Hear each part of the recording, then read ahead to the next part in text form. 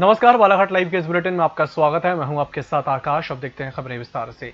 Lockdown के कारण अवैध शराब के विक्रय के रोकथाम के लिए कलेक्टर की अगुवाई में मुहिम चलाई जा रही है, जिसमें समनापुर रेलवे स्टेशन के पास भारी तादाद में अवैध शराब पकड़ी गई। साथ ही तुमड़ी टोला के जंगल में भी प्लास्टिक की कैन में अवैध शराब बरामद की गई। आबकारी विभाग के अधिकारी टीएस धुर्वे ने पूरी कार्रवाई को अंजाम दिया, जिसमें विभाग के दूसरे जवान भी शामिल थे। जिले में किसानों को अब तक उनकी धान खरीदी का पैसा नहीं मिल पा रहा है। पीड़ित किसानों ने कहा है कि उनकी उपज के दाम साल 2020 से बकाया हैं, लेकिन जवाबदार अधिकारी इस पर ध्यान नहीं दे रहे हैं। वहीं बैंक अधिकारी ने कहा है कि राशि तो आई है, लेकिन इसे होल्ड जिला बैंक ने किया है। पैसा आ जाए, पैसा डला क्या पूछने के लिए, तो बैंक से ही जानकारी लगी कि आप लोग का पैसा डला है। जब दूसरे दिन हम पैसा निकालने आए तो बैंक में कुछ भी नहीं था हमारे खाते में। पूरा पैसा हमारे बैंक खाते से वापस हो गया था। तो आप मैनेजर साहब क्या बोल रहे हैं आपको? मैनेजर साहब ने अभी हमसे 1 घंटे की उन्होंने बोला कि 1 घंटे के अंदर ये पैसा आ जाएगा। उनके हेड ऑफिस में उनकी शायद बात हुई है। हम किसानों ने एक महीना छोड़िए, 1 घंटा छोड़िए, हम लोगों ने उन्हें 1 दिन का समय दिया है। उन्होंने बोला है कि कल तक के पैसा डल जाएगा। कि खाते की जो वास्तविक राशि कट गई है उसके बारे में मैंने उन्हें बताया है कि 1-2 दिन में आपके खाते में राशि हम वापस डलवा देंगे। पर ये प्रोसेस लगभग पिछले 10 से 12 दिनों से जा रही है जी। तो 10 से 12 दिनों पे कार्रवाई नहीं हुई कंप्लीट, और क्या 1 दिन में हो जाएगी? नहीं, असल में क्या है कि ये राशि प्रतिदिन आ रही है। प्रतिदिन राशि आ रही है जिसको कि हेड ऑफिस के द्वारा उठा करके अपने अकाउंट में रखा जाता है और उसकी फिर सूची बना करके यहाँ पे भेज दिया है। तो अभी पहली सूची हमारे पास में आई है, वो जब कंप्लीट हो जाएगी तो उसके बाद फिर दूसरी सूची आएगी। जिले के बस संचालकों ने सरकार से मांग की है कि जब तक उन्हें टैक्सों में राहत नहीं दी जाएगी, तब तक अभी के माहौल और नियम के कारण वे बसों का संचालन नहीं कर सकते हैं। इससे बस चलाने में उन्हें भारी आर्थिक क्षति होगी। गौरतलब है कि ग्रीन जिलों में बसों के संचालन के लिए आधी सीट भरने का नियम है, जो बस मालिकों को मंजूर नहीं है।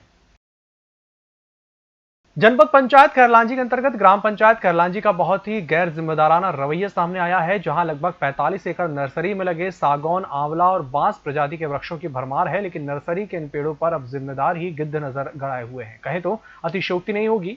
3 दिन पहले से ग्राम पंचायत के सरपंच, सचिव सहित अन्य लोगों को नर्सरी से 11 नग सागौन प्रजाति के पेड़ कटने और इनकी चोरी जाने की जानकारी प्राप्त होने के बाद भी इन लोगों द्वारा न थाने में एफआईआर दर्ज की गई और न ही सीओ को शिकायत की गई, जो इन लोगों की मंशा पर सवालिया निशान उठा रहे हैं। मेरे द्वारा यह नर्सरी 45 एकड़ करीब में लगाई गई थी, चूँकि लाखों रुपए इसमें खर्च हुए हैं और आज देखने में आ रहा है कि यहाँ से कम बांस के 200 पेड़ कटे हैं।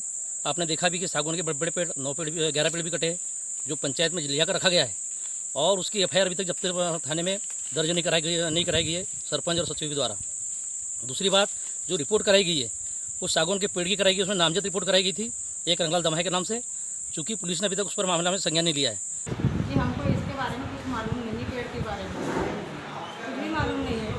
जब थोड़ा हमको पता लगा तो हमने क्या है इसको क्या बोलते हैं, चौकीदार को हमने फ़ोन करके पूछे कि नर्सरी में जाके देखो, चेक करो कि कितने पेड़ कटे हैं।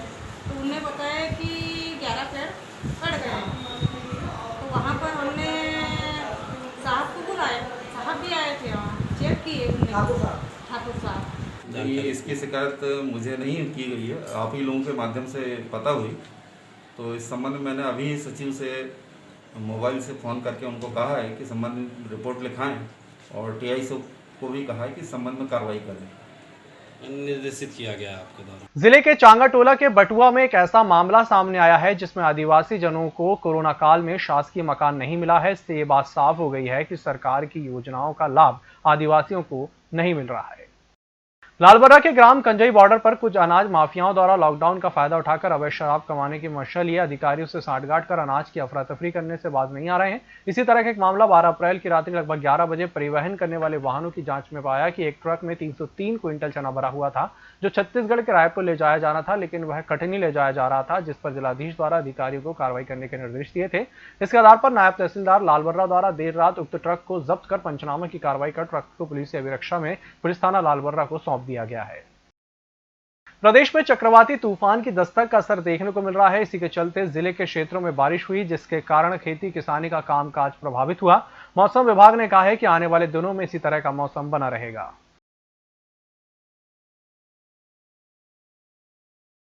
कटंगी मुख्यालय में कोविड-19 के संक्रमण को फैलने से रोकने के लिए शहर में बाहर से आने वाले व्यक्तियों, छात्र छात्राओं के लिए बनाए गए क्वारंटीन सेंटर की व्यवस्थाएं क्वारंटीन किए गए लोगों के लिए सिरदर्द बन गई हैं। इधर प्रशासन के जिम्मेदार अधिकारी क्वारंटीन सेंटर निरीक्षण के नाम पर महज औपचारिकताएं निभा रहे हैं।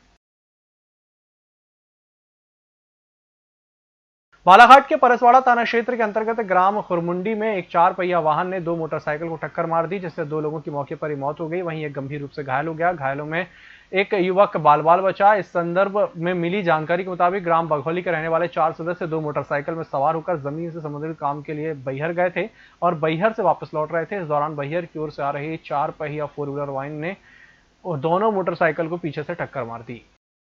आर्ट ऑफ लिविंग के संस्थापक श्री श्री रविशंकर का 64वां जन्मदिन सेवा दिवस के रूप में आर्ट ऑफ लिविंग के स्वयंसेवकों द्वारा मनाया गया। 13 मई शाम 4 बजे शहीद भगत सिंह जिला चिकित्सालय में कोरोना संकट के इस कठिन समय में जरूरतमंदों के लिए सुरजीत सिंह, विक्की पालीवाल सहित अन्य लोगों द्वारा रक्तदान किया गया।